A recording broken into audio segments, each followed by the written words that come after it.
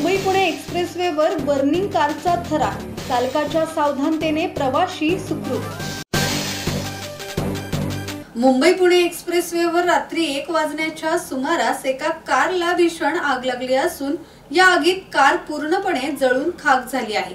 गाडीतील चालकाच्या तत्परतेने प्रवाशी तात्काळ बाहेर पडल्याने मोठी घटना टळली आहे।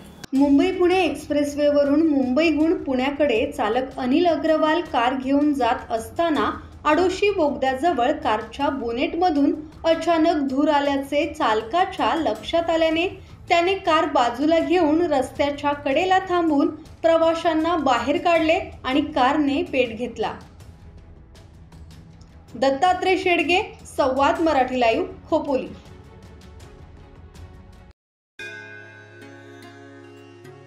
श्री गणपती संस्थान महड, तालुका खालापूर, जिल्हा रायगड। श्री वरद विनायकाच्या भक्तांसाठी भक्त निवासाची सोय, स्वच्छता आणि 24 तास गरम पाणी, सीसीटीव्हीची नजर। आगाऊ नोंदणीसाठी संपर्क करा 02192 26 69 12 72 76 47 38 54।